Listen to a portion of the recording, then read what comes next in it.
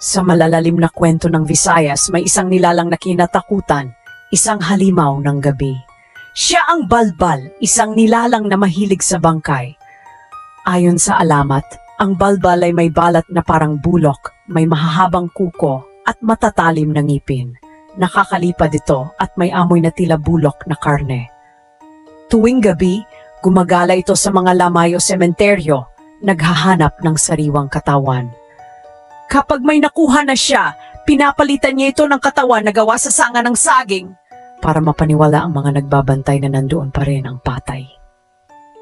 Narito ang maikling kwento. Sa isang baryo sa bundok ng Samar, may isang lamay para sa batang namatay sa lagnat.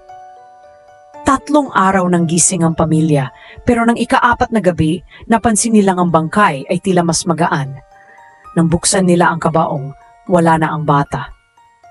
Sa halip, sanga ng saging na lang ang nakabalot sa kumot. Nakita ng isang matanda ang bakas ng kuko sa labas ng bahay. Balbal. Hanggang ngayon, hindi pa rin nila natatagpuan ang katawan ng bata. At sa tuwing may bagong namapatay, palaging may naamoy na masangsang sa hangin. Gutom pa rin ang balbal. Follow for more.